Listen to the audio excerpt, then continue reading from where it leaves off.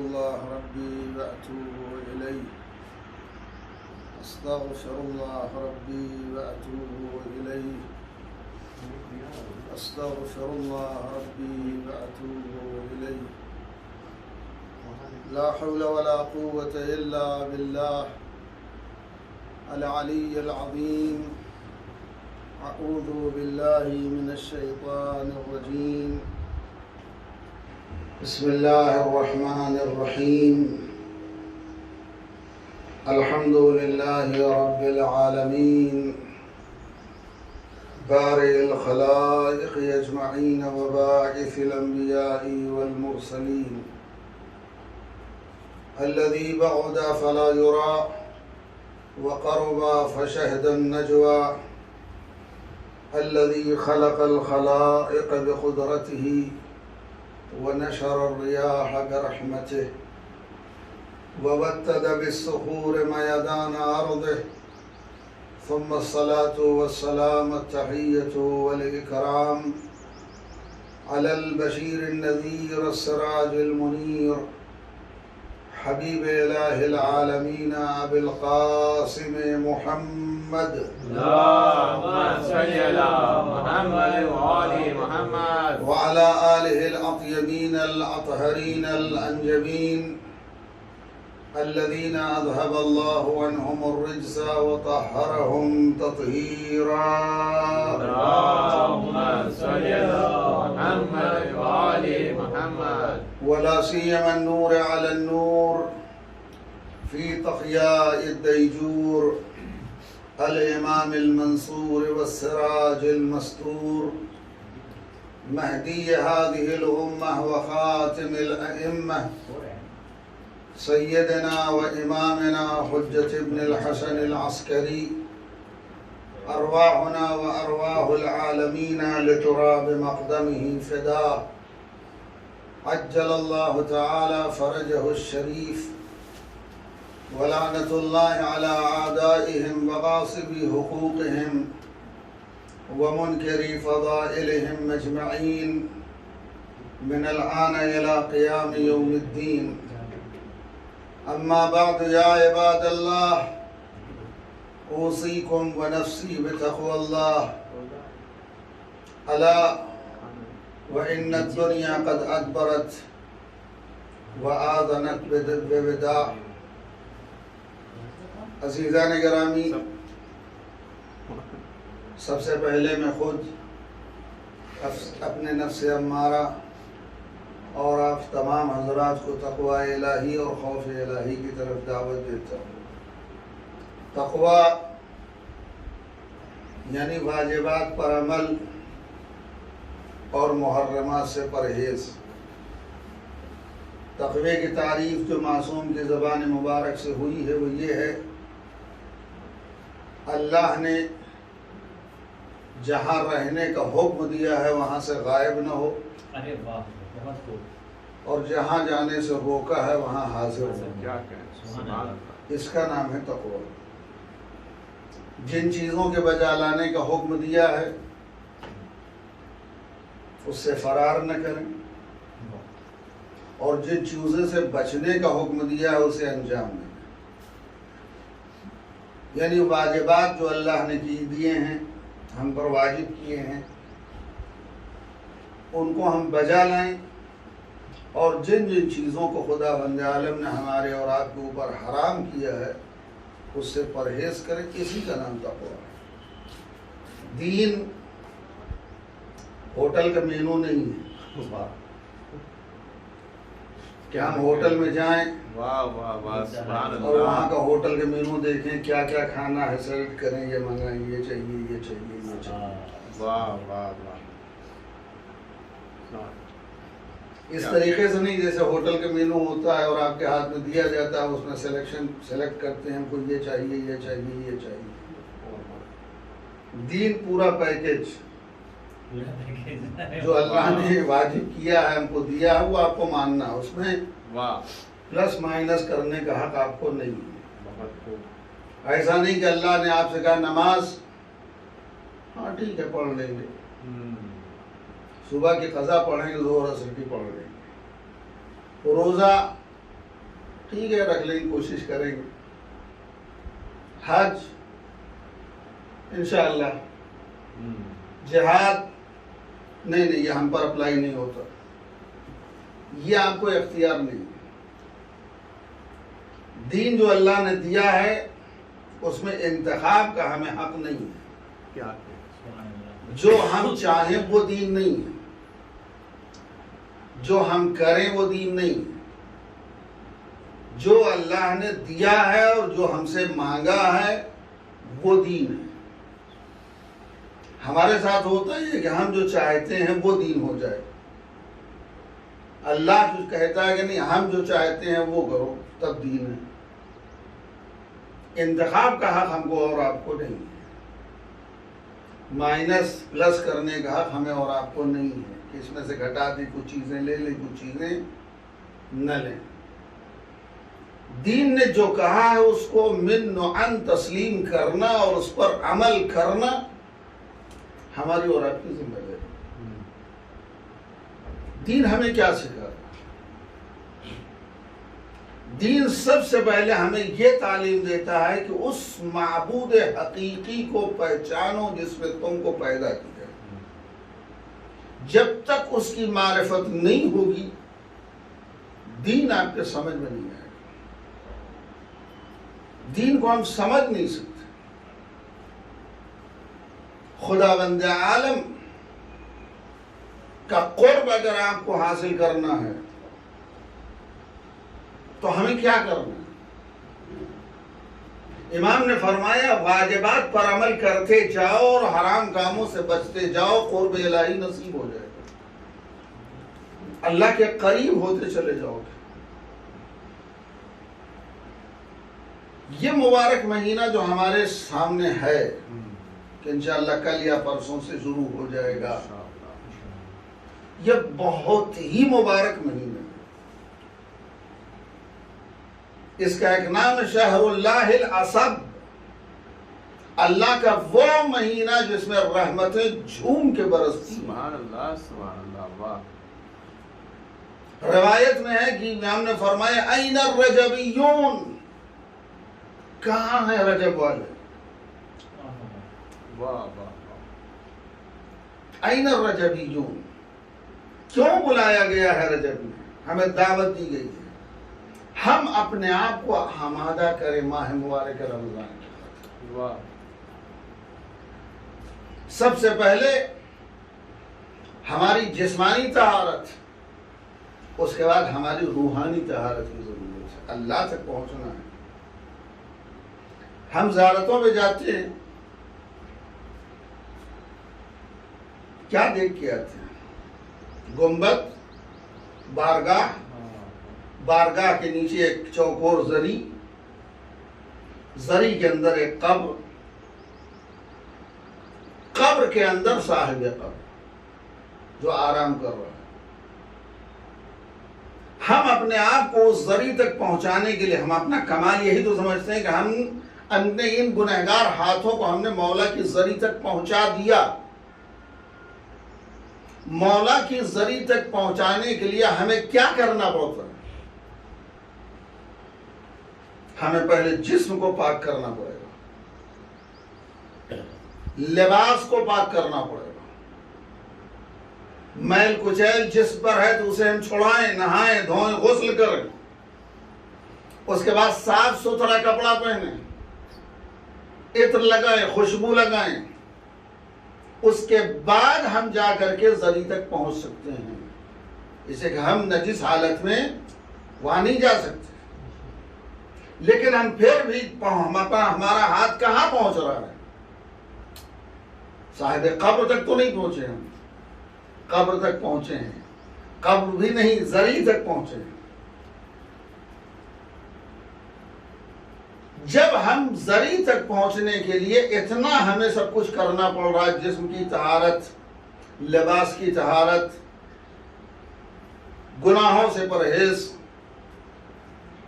تو ہم امام تک اگر پہنچنا چاہتے ہیں، صاحب مزار تک پہنچنا چاہتے ہیں، صاحب قبر تک پہنچنا چاہتے ہیں، تو ہم کو روح کی طہارت کی ضرورت ہے.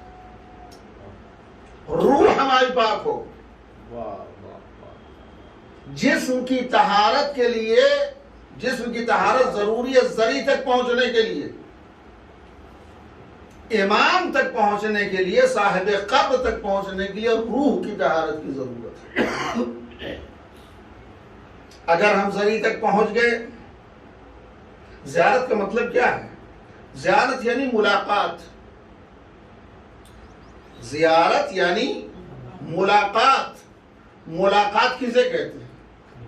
آمنا سامنا ہونا، ملنا، ہاتھ ملانا، مصافحہ کرنا، یہ ہے ملاقات۔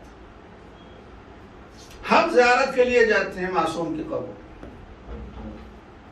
واقعاً ملاقات کر کے آتے ہیں، واقعاً ملاقات کر کے آتے ہیں، یا ہم اپنے ہاتھوں کو قبر تک، زری تک پہنچا کے آتے ہیں۔ بس ملاقات اس وقت شمار ہوگی کہ اگر ہم نے کہا السلام علیکہ یا ابن رسول اللہ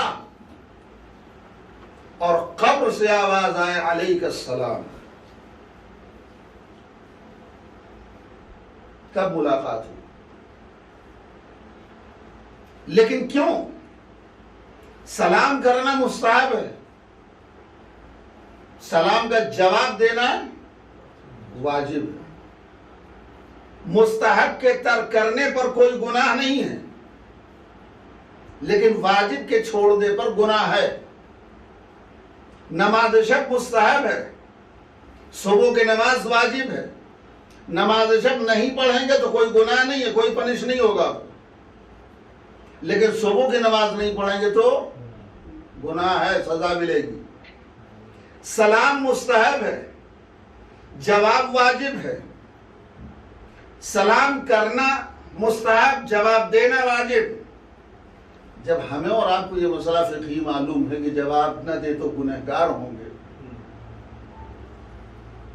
وہ امام جس کے گھر سے فقہ چلی ہے اس کو نہیں معلوم جواب میں سلام واجب ہے؟ کیا ہم آپ سوچ سکتے ہیں ہم میں سے کوئی ہے جو یہ کلیجہ رکھتا ہو اور زبان پہ فقرہ لائے کہ امام جواب نہیں دیتے ہوں گے، ایک واجب کو نعوذ باللہ خاکم بدہن تر کرتے ہوں گے؟ تصور بھی نہیں کر سکتے۔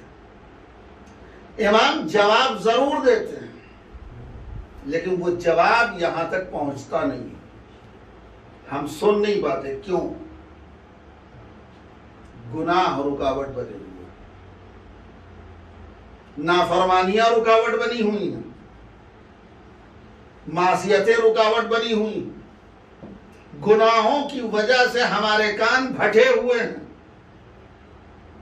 جو امام کے جواب، امام کا جواب ہمارے کانوں تک نہیں پہنچ رہا۔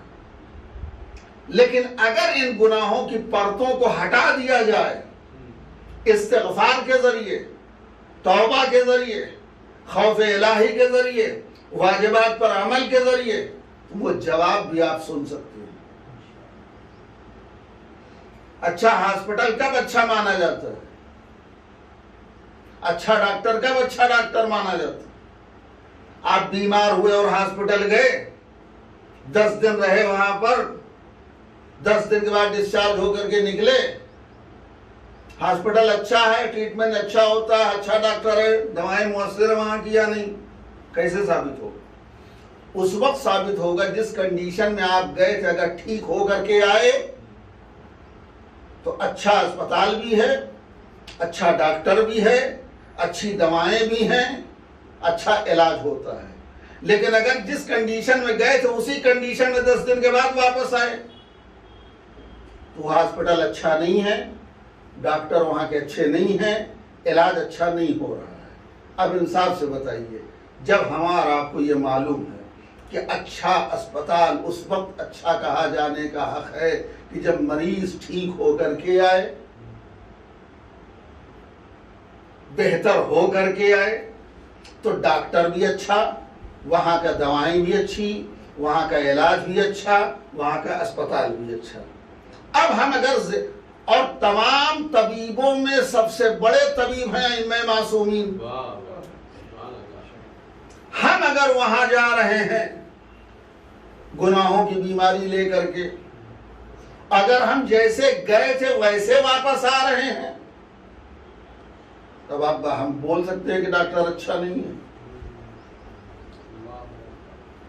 ہے ہماری ہمت، اسپتال اچھا نہیں ہے، وہ جگہ اچھی نہیں ہے، نعوذ باللہ. اس کا مطلب کچھ نہ کچھ تو فالٹ ہمارے اندر ہے. بہترین علاج کر رہا ہے ڈاکٹر، بہترین دوائیں دے رہا ہے، لیکن اس کے ساتھ ساتھ آپ کو پرہیز بھی کرنا ہے. آپ شوگر کے مریض ہیں، شوگر آپ کی بڑی ہوئی ہے، اچھے سے اچھے اسپتال میں چلے گئے، آپ دوا دے رہا ہے، ڈاکٹر نے کہا آپ کو شوگر بند کرنا، میٹھا نہیں کھانا. جی ڈاکٹر صاحب لے کر کے چلے گئے دوائیں ایک طرف سے دوائیں کھانے، دوسرے طرف رسگلے کھا رہے ہیں. ادھر سے دوا لے رہے، انسولین لے رہے، ادھر سے ڈبل کا میٹھا لے رہے ہیں. تو ڈاکٹر کا قصور ہے یا ہمارا قصور ہے؟ ڈاکٹر نے جو ہمیں تنبیہات کی تھی، جو بتایا تھا، اس پر ہم عمل نہیں کر رہے ہیں. ڈاکٹر کا قصور نہیں، قصور ہمارا ہے. ہمارے اندر بھی تبدیلی ہونی. جب ہم زیارت پہ جاتے ہیں تو ہمارے اندر تبدیلی. اگر ہم جھوٹ بولتے تھے دنیا میں اور اس وقت زیارت کرنے گئے، اگر واپس آ کر کے جھوٹ بولنا چھوڑ دیے تو یہ کمال ہے، یہ ملاقات ہوئی ہے، زیارت اصلی ہے. غیبت کرنے کے عادی تھے، زیارت سے واپس آنے کے بعد غیبت کرنا چھوڑ دیا تو زیارت اثر انداز ہوئی ہے، زیارت قبول ہے آپ کی. اگر ہم نامحرموں کو دیکھا کرتے تھے اس دنیا میں اور واپس آنے کے بعد توبہ اور استغفار کر کے جو ہم نے یہ چھوڑ دیا، نامحرم کو نہیں دیکھ رہے ہیں، اس کا مطلب یہ زیارت ہماری قبول ہے. زیارت پہ چلے جانا کمال نہیں ہے. یہ چونکہ رجب کا مہینہ آ رہا ہے، یہ زیارتوں کا مہینہ مخصوص ہی ہے. لوگ جاتے ہیں اور حالات انشاءاللہ اچھے ہو جاتے، یہاں سے بھی لوگ جائیں گے. کمال کیا ہے؟ کمال یہ ہے کہ ہم جس کنڈیشن میں گئے تھے اگر اسی کنڈیشن میں آ رہے ہیں تو اس سفر کا کوئی فائدہ نہیں ہے، پیسے برباد ہوئے ہمارے. لیکن اگر ہمارے اندر تبدیلی ہوئی ہے، یہ سفر ہمارا بہترین سفر تھا اور ہماری زیارت قبول ہے. دین ہمیں کیا کہہ رہا ہے؟ اللہ کا خوف، اللہ کا ڈر. ڈر کا مطلب کیا ہے؟ تقوی کا مطلب کیا؟ ہم نے دو لفظوں میں آپ کی خدمت میں عرض کیا. تقوی یعنی اللہ نے جو چیزیں واجب کی ہیں اس پر عمل، اور جن چیزوں کو حرام کیا اس سے اجتناب کا نام تقوی. ہم یہ نہیں کہہ رہے ہیں کہ 100% آپ واجبات پہ عمل کرنے کے عادی ہم ہو جائیں گے، ہم کرتے ہیں. نہیں، کوشش تو کریں. ہم سلمان نہیں بن سکتے، بوذر نہیں بن سکتے، مقداد نہیں بن سکتے، عمار نہیں بن سکتے، میثم نہیں بن سکتے، لیکن تھوڑا سا ان کے راستے میں چل تو سکتے ہیں. دین ہمیں کیا سکھا رہا ہے؟ اہل بیت نے کیا تعلیم دی؟ عزیزان گرامی، پچھلے جمعے میں نے عرض کیا تھا آپ کی خدمت میں تربیت اولاد کے مسئلے کو. اولاد کی تربیت ہماری اور آپ کی ذمہ داری ہے. صحیح تربیت، بچوں کا پیدا کرنا کمال نہیں ہے، ان کی صحیح تربیت کرنا، صحیح راستے پر لگانا یہ کمال ہے. پتہ چل لشکر کھڑا کر دیا ہم نے گھر میں. تربیت ہونا ہوگی. ماؤں کا حسن بچوں کے اندر منتقل نہیں ہوتا، لیکن ماؤں کا کردار ضرور منتقل ہوتا ہے، ماؤں کا اخلاق ضرور منتقل ہوتا ہے. تربیت کا اثر ہوتا ہے. اور اس کائنات میں اہل بیت علیہ السلام کے گھرانوں میں بھی اولاد ہوئی، انہوں نے تربیت کی، اور ہم بھی تربیت کرتے ہیں. سب سے پہلے صدیقہ طاہرہ فاطمہ زہرا سلام اللہ علیہا، جنہیں خداوند عالم نے 4 اولاد عطا کی. 2 بیٹے جن کی کوئی مثال کائنات میں ان کی جیسی نہیں ہے، اور 2 بیٹیاں ایسی تربیت کی جناب زہرا نے کہ کائنات میں ایسی کوئی بیٹی نہیں. یہ کیا ہے؟ جناب زہرا کی سیرت، جناب زہرا کا اخلاق، جناب زہرا کا کردار بچوں میں منتقل ہوا، اولاد میں منتقل ہوا. ہم لوگ رشتے کرتے ہیں تو کیا دیکھتے ہیں؟ دولت، پراپرٹی. اکیلی ہو تو کیا کہنا، دولت والی ہو تو کیا کہنا، پراپرٹی ہو تو ماشاءاللہ سب اپنا ہی ہوگا. اہل بیت رشتے کرتے وقت حسن و جمال و دولت دنیا نہیں دیکھتے، کردار دیکھتے ہیں، گھرانہ دیکھتے ہیں، شرافت دیکھتے ہیں، ایمان دیکھتے ہیں، تقوی دیکھتے ہیں. جناب زہرا سلام اللہ علیہا نے فرمایا، پیغمبر اسلام نے اپنی بیٹی سے پوچھا، بیٹا ایک عورت کے لیے بہترین چیز کیا ہے؟ کبھی ہم بھی اپنے بچوں سے پوچھ کے دیکھیں، بچیوں سے، ایک عورت کے لیے سب سے اچھی چیز کیا ہے؟ جناب زہرا نے جو جواب دیا ہے تاریخی جواب، بابا ایک عورت کے لیے سب سے اچھی چیز یہ ہے کہ اس کی نگاہ کسی نامحرم پر نہ پڑے اور نامحرم کی نگاہ اس پر نہ پڑے. ہم بھی پوچھیں اپنے بچوں سے، بچیوں سے پوچھیے. رسول اللہ نے پوچھا اپنی بیٹی سے، رسول کی بیٹی کا جواب یہ ہے، بابا ایک عورت کے لیے سب سے اچھی چیز یہ ہے کہ اس کی نگاہ کسی نامحرم پر نہ پڑے اور کسی نامحرم کی نگاہ اس پر نہ پڑے. ہم جب پوچھیں دیکھیے جواب کیا ملتا ہے. شہزادے نے فرمایا، میری خوشی کا سب سے بہترین اور عظیم دن وہ تھا جس دن میرے بابا نے میرے اور علی کے درمیان کام تقسیم کر دیا. فرمایا باہر کا کام علی کریں گے، گھر کا کام فاطمہ کریں گے. شہزادی فرما رہی کہ میرے لیے سب سے خوشی کا دن تھا جس دن میرے بابا نے یہ فیصلہ کیا کہ باہر کا کام علی کریں گے، گھر کا کام تم کرو گی، یعنی مجھے باہر جانا نہیں ہوگا.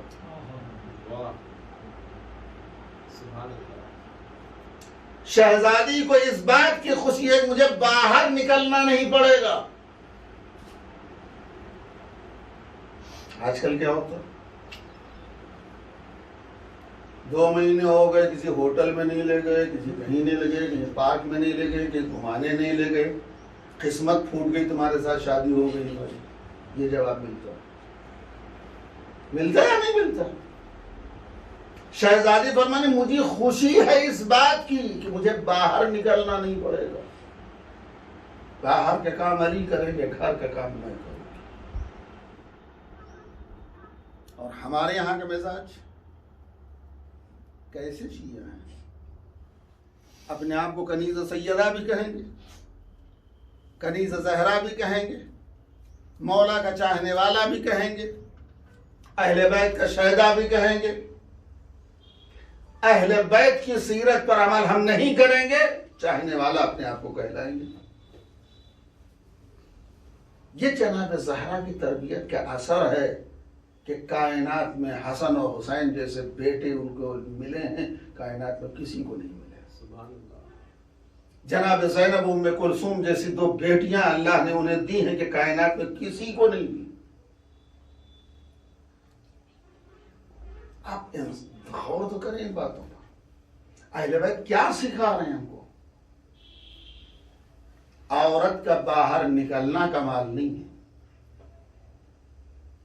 باہر نکلنا کمال نہیں ہے. مولا کائنات علی ابن ابی طالب علیہ السلام فرماتے ہیں، جب مولا کو آ کے خبر دی گئی کہ کوفے کی عورتیں بازاروں میں گھوم رہی تھیں، علی نے آ کر کے مسجد کوفہ پہ خطبہ جو دیا ہے منبر پہ، فرمایا تمہاری غیرتوں کو کیا ہو گیا ہے کہ تمہاری عورتیں باہر مردوں کے شانہ بشانہ چل رہی ہیں. عورت اسی وقت، مولا نے فرمایا عورت اسی وقت گھر کے باہر بازار میں نکلتی ہے جب مرد بے غیرت ہو جاتا ہے، جب مردوں کے اندر سے غیرت اور حیا ختم ہو جاتی ہے تو عورت گھر کے باہر قدم نکالتی ہے. یہ مولا کی حدیث ہے. دین ہمیں یہ سکھا رہا ہے عورت ہے گھر کی چہار دیواری ہے. تمہارا کام گھر کی چہار دیواری میں، باہر کا کام مردوں کو کرنا ہے. ہمارے یہاں الٹا ہے، مرد بچے کھلاتے ہیں، عورتیں باہر کا کام دیکھتی ہیں. یہ بیچارے لوریاں دے رہے ہیں بچوں کو، شیشی پلا رہے ہیں گھر کے اندر، اور وہ باہر نکل رہی ہیں. دین یہ نہیں ہے، اسلام یہ نہیں ہے. تمہاری جو ذمہ داری تمہارے لیے ہے تم انجام دو، عورت کی جو ذمہ داری ہے وہ انجام دے. اہل بیت علیہ الصلوۃ والسلام کے سیرت و کردار کو اپنانے کی کوشش کریں. اللہ سے ڈریں، خوف خدا پیدا کریں، تقوی الہی پیدا کریں، اور اس مبارک مہینے میں اپنے آپ کو سنوارنے کا بہترین موقع اللہ نے نصیب کیا ہے، اور اللہ نے زندہ رکھا ہے کہ پھر یہ رجب ہم دیکھ رہے ہیں. ہم دعائیں کریں، نمازیں پڑھیں، عبادتیں کریں، مناجات کریں، اللہ سے راز و نیاز کی باتیں کریں. ہم لاوارث نہیں ہیں، ہمارا باپ ہمارے سر پہ موجود ہے، پردے غیب میں موجود ہے. ہم لاوارث نہیں ہیں. ہم اندازہ لگائیے یہ جو مبارک مہینہ شروع ہو رہا ہے، یہ پہلی تاریخ سے آخر تک مناسبتوں سے بھرا ہوا مہینہ ہے. اس سے عظیم مہینہ اسلامی کیلنڈر میں نہیں ہے. اتنی مناسبتیں کسی مہینے میں نہیں ہیں جو رجب کے مہینے میں ہیں. پہلی رجب ہمارے اور آپ کے 5ویں امام محمد باقر علیہ السلام کی ولادت. 3 رجب 10ویں امام علی النقی علیہ السلام کی شہادت. 5 رجب 10ویں امام کی ولادت. یہ اسی ہفتے میں ہے، اس ایک ہفتے میں. اس کے بعد کا جو ہفتہ آ رہا شروع ہوگا جمعہ، تو جمعے کا دن ڈبل عید ہماری ہے، دوہری عید، خود جمعہ عید. اور اسی دن 13 رجب ہے سر اللہ فی العالمین امیر المومنین علی بن ابی طالب. یا اللہ نے انشاءاللہ عرض کریں گے اور کیا کیا مناسبتیں ہیں، لیکن آپ غور کریں، دیکھیں کیا ہے اللہ نے دیے. ہم جو زیارتوں پہ جاتے ہیں، معصوم قم سلام اللہ علیہ کی زیارت آپ پڑھیے، اس میں جو فقرے ہیں، ہمارے ساتھ مسئلہ یہ ہے کہ ہم سرسری پڑھ کے نکل جاتے ہیں. ہم سمجھتے ہیں کیا کہہ رہے ہیں. آپ غور کر لیں 2 منٹ 3 منٹ. وہ فقرہ کہ السلام علیک عرف اللہ بیننا و بینکم فی الجنہ. اے بی بی آپ پر سلام ہو کہ خدا ہمارے اور آپ کے درمیان جنت میں محشر میں معرفی اللہ کرائے، ہماری اور آپ کی انٹروڈکشن کرائے. اللہ عرف اللہ ہمیں پہچنوائے، ہمارے اور آپ کے درمیان تعارف کروائے. وَحَشَرَنَا فِي زُمْرَتِكُمْ، اور خداوند عالم آپ کے ساتھ ہمارا حشر فرمائے، شمار فرمائے، محشور فرمائے. وَأَوْرَدَنَا حَوْضَ نَبِيِّكُمْ، اور آپ کے نبی کے حوض کا جام ہمیں پلائے. اور جام کیسا؟ وَسَقَانَا بِكَأْسِ جَدِّكُمْ مِنْ يَدِ عَلِيِّ بْنِ أَبِي طَالِبٍ. بی بی آپ پر سلام ہو کہ اللہ ہمیں آپ کے جد کے جام سے سیراب کرے، علی ابن ابی طالب کے ہاتھوں. جام رسول کا ہو اور ہاتھ علی ابن ابی طالب کا ہو.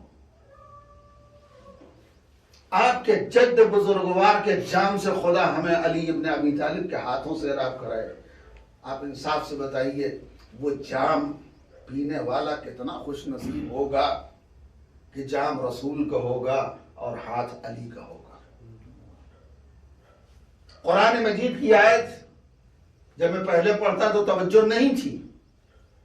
سورہ دہر میں 3 جگہ پر شراب کا تذکرہ ہے. شراب سے مراد وہ والی شراب نہیں جو دنیا میں ہے، نشے والی. ایک یہ ہے کہ جا کر کے خود پیئیں گے، ایک یہ ہے کہ ان کو لے جایا جائے گا، جا کر کے جام کوثر پیئیں گے. اور ایک آیت جو بہت دنوں کے بعد سمجھ میں آئی، وَسَقَاهُمْ رَبُّهُمْ شَرَابًا طَهُورًا. ان کو ان کا رب سیراب کرے گا، ان کا رب سیراب کرے گا. یہاں رب سے مراد علی ابن ابی طالب.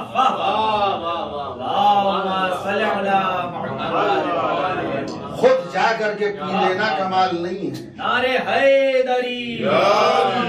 خود لا کر کے کوئی دے دے جام کمال نہیں ہے.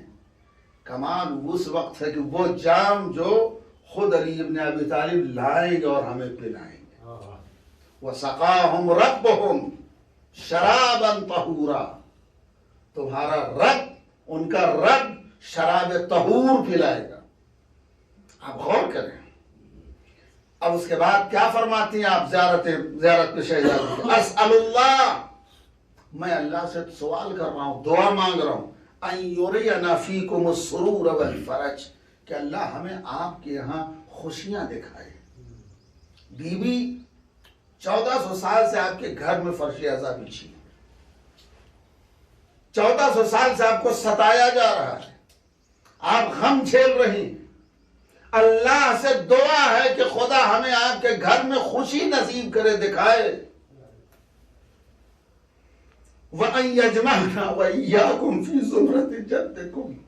اللہ سے دعا ہے کہ ہمیں آپ کے جد کے ساتھ اکٹھا کرے، جمع کرے. اس کے بعد وَأَن لَا يَسْلُبْنَا مَعْرِفَتَكُمْ. اور اللہ سے یہ بھی دعا ہے بی بی کہ اللہ اس آپ کی معرفت کو ہم سے نہ چھینے. اللہ یسلبنا، سلب نہ کرے ہم سے معرفتکم، آپ کی معرفت، آپ کی محبت، آپ کی ولایت. اس کا مطلب معرفت اہل بیت، محبت اہل بیت سلب ہونے والی چیزوں میں سے ہے.